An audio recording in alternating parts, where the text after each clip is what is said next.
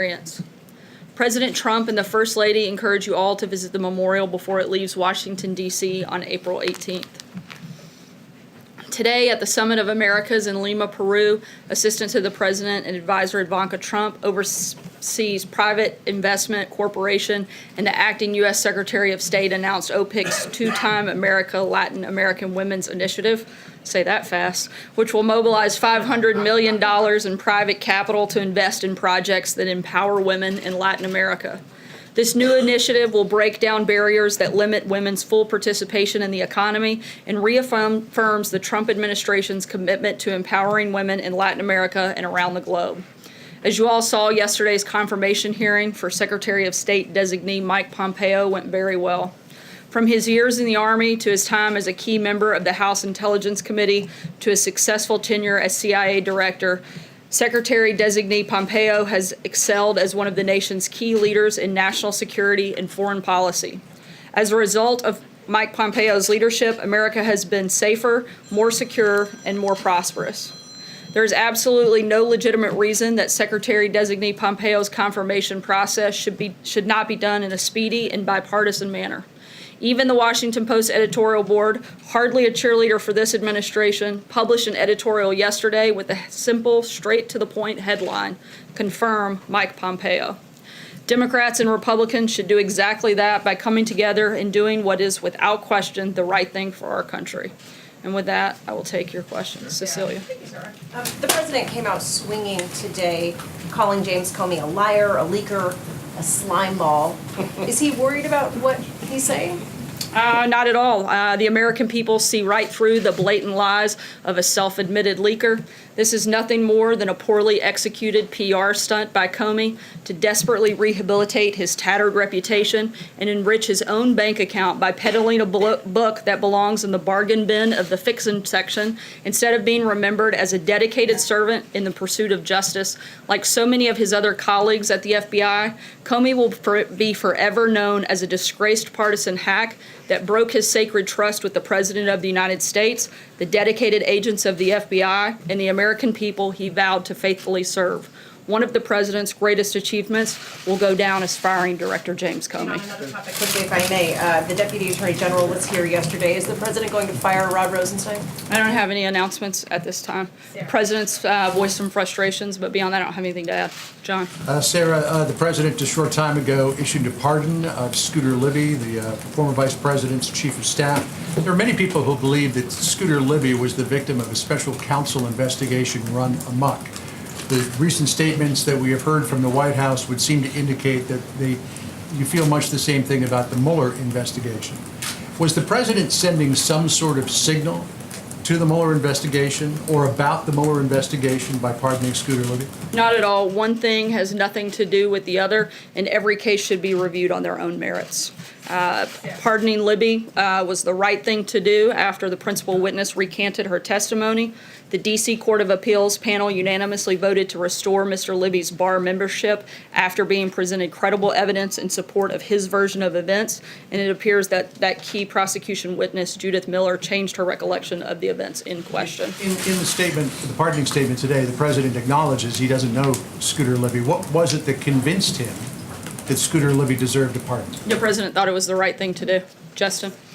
Thanks, Sarah. I had two things I wanted to ask about. The first, the President at the beginning of the week said he expected a decision. Sorry, can you speak up a little? Sure. The President at the beginning of the week said he expected a decision within 24 to 48 hours on Syria. On Tuesday, he said a decision would probably come that night. But here we are on Friday, and in a statement last night, you said that no final decision had been reached. So I'm wondering if you could walk through why the President hasn't met his own timeline there, and specifically, if it had anything to do with the sort of Syrian troop movement that we saw after his tweet on Wednesday, sort of threatening a missile strike. No, we're continuing to have ongoing conversations with our partners and allies. The President spoke with President Macron of France again earlier today. We're continuing to have ongoing meetings and conversations here at the White House, and when we have any further developments, we'll let you know. And then, because it's Friday, I'm wondering if Friday the 13th. Yeah, walk us through exactly what the President. You guys all grown like that's a bad thing. committed to Senator Gardner in terms of both what the Justice Department would do and what the White House would do in terms of supporting legislation on states that legalize marijuana. I can confirm the president did speak with Senator Gardner yesterday and again today.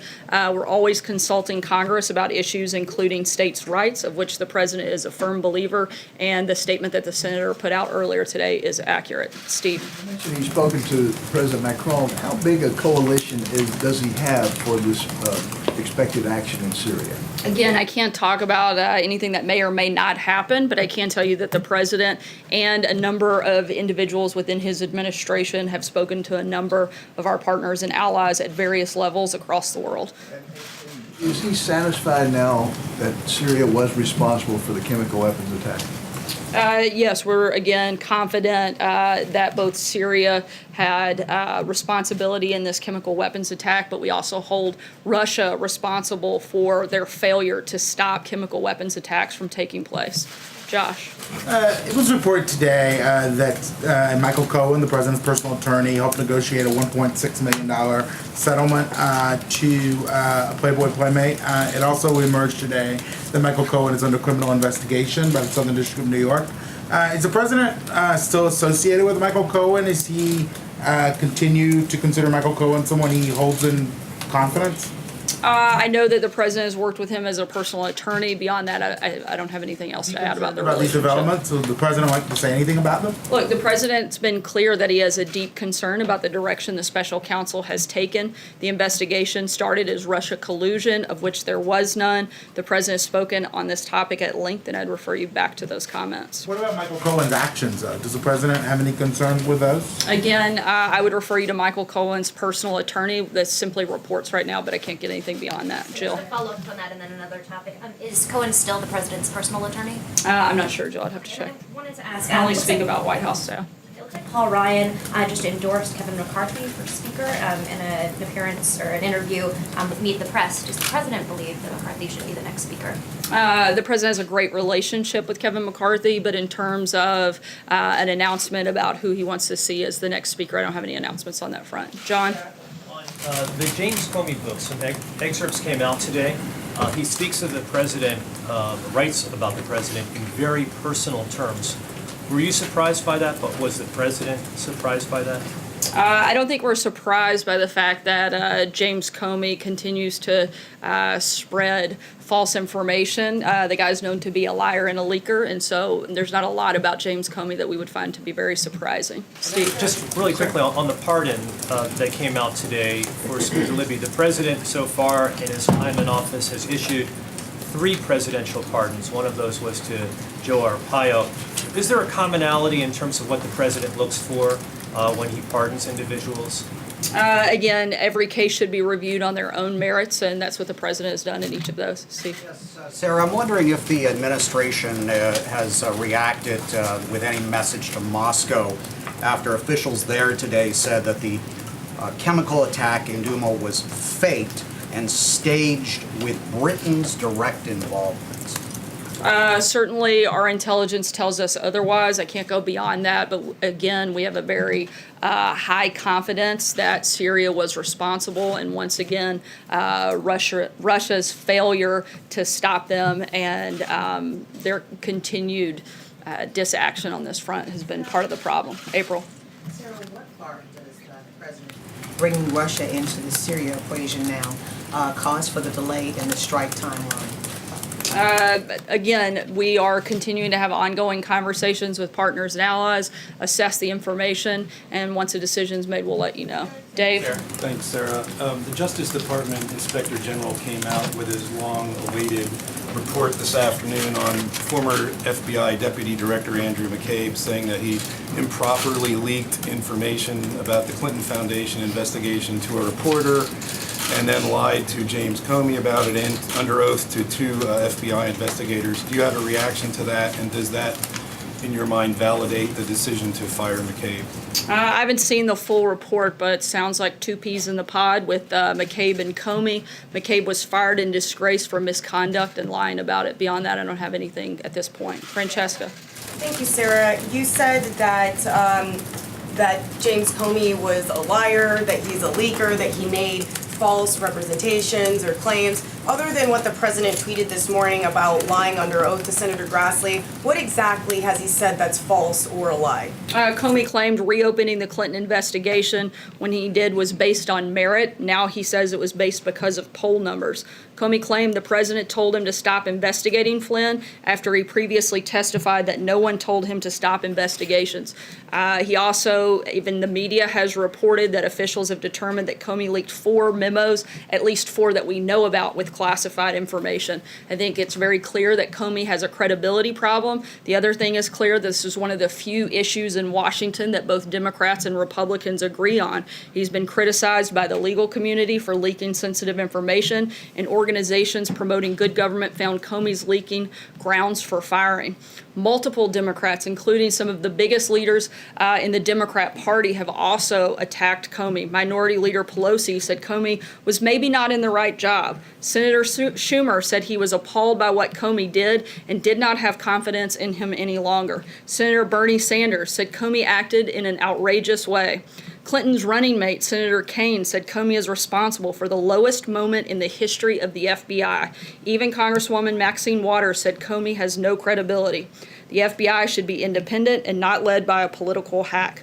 Comey's higher loyalty is pretty clear that it's only to himself. If you can get this group of people and others like Mark Meadows and a number of others to agree on something, I think that you'd have to be right. Sarah, Jim? what about the dossier, though? Sarah, what about the dossier? Did he also lie about the dossier in his conversation with President Trump about that?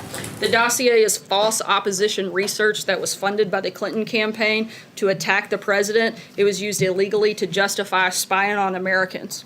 And I think that's quite the problem. Jim? Sarah, what about the content of the president's attacks on Jim Comey, your attacks on Jim Comey? Isn't all of that a bit unbecoming of the presidency of this White House to go after him in such a personal way like that?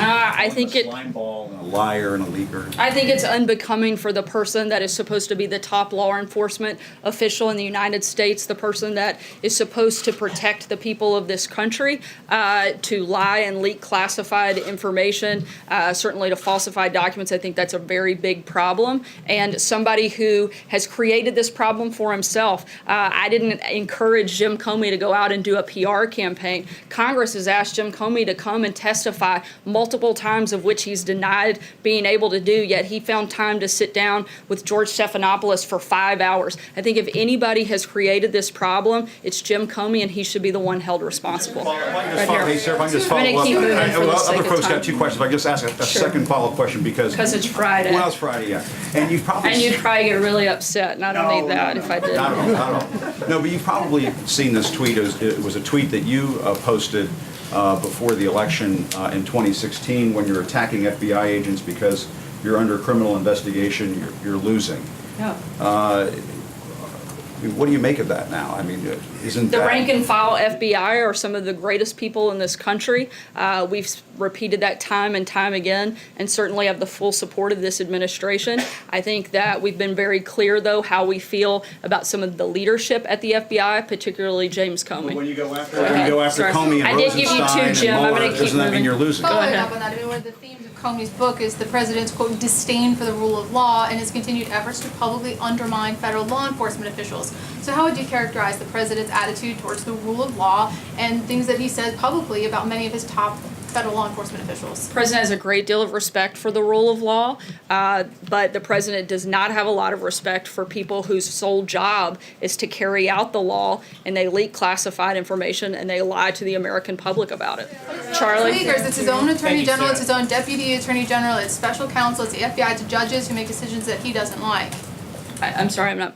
What was the question? There's a whole list of the sort of federal law enforcement officials that he has undermined. It's not just people who have proven to leak information. The president hasn't undermined them in any capacity just because he calls out things that he finds to be problematic or concerning. I think that he should do that. If members of the FBI are leaking classified information, the president should absolutely call that to question. You guys spend hours upon hours every single day praising Jim Comey, propping him up, giving him the biggest biggest platform. We shouldn't be praising him. We should be putting him down. We should be taking him off of air instead of giving him minute after minute. This country has a lot of real problems. We should be talking about the economy. We should talk about Syria. We should talk about the drug crisis. But instead, we're going to talk about Jim Comey. You guys will cover it endlessly all day today, all day tomorrow, and my guess is every day next week, with very little time given to the issues that people care about. So the president has every right to call out that individual that you guys are propping up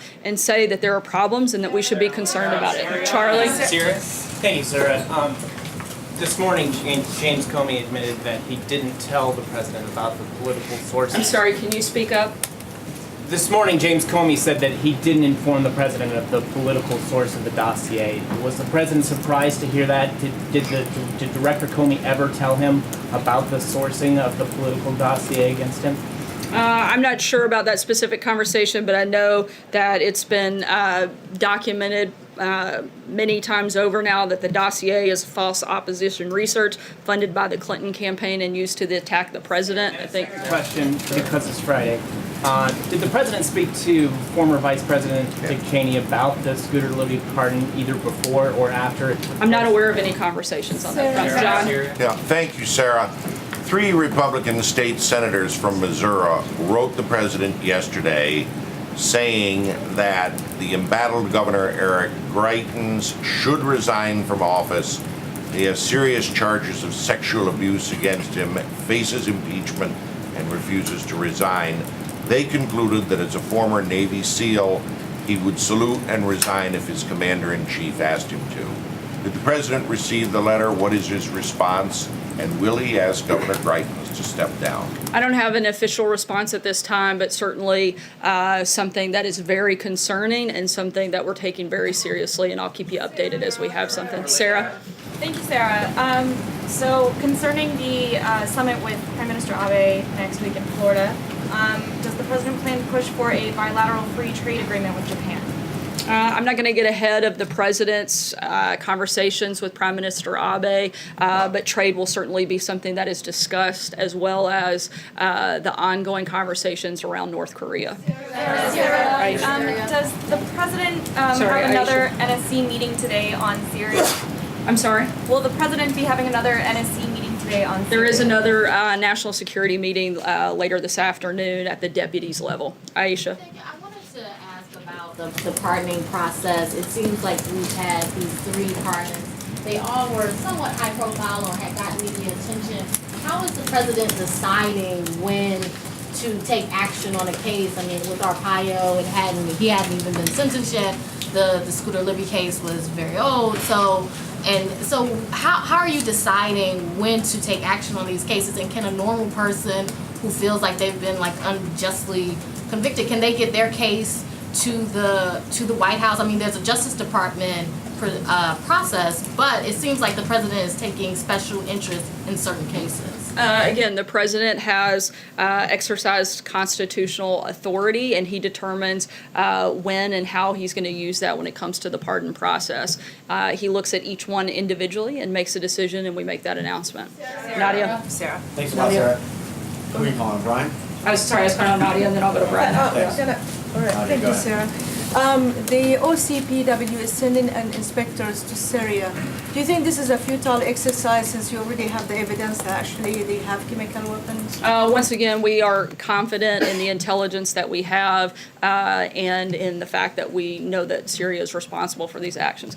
Take one last question, Brian. Thanks, Sarah. I'll do 2. One on Syria and one on the Department of Justice. On Syria, the president has publicly said that he wants to get out of Syria. Has this strike changed his mind on that? And is he considering other options other than a plan to pull out U.S. forces from Syria? And if you could just answer that. I'm sorry, what was the last part? Is he considering other options other than a long-term strategy to get U.S. forces out? I don't have any additional changes to policy in Syria at this time. And in terms of options, all of our options are on the table, and we're continuing to look at those, and we'll make an announcement then. And so I have a question about the Department of Justice. What does the president have to say to Republican lawmakers who believe that firing Mueller would be suicide, as Grassley has said, or firing Rosenstein could mean the end of the presidency for Donald Trump, as Lindsey Graham has said. I'm not going to get into hypothetical situations. The president's taken no action on that front, and I'm not going to get into back and forth on a hypothetical. Well, it's for Republican lawmakers who are counseling him not to take an action like that. As with a number of issues, the president talks to a lot of different lawmakers on a number of topics. He's going to continue consulting with them, not just on this, but on some very big issues that our country is facing, and that's what his focus is actually on. Thanks so much, guys. Happy Friday.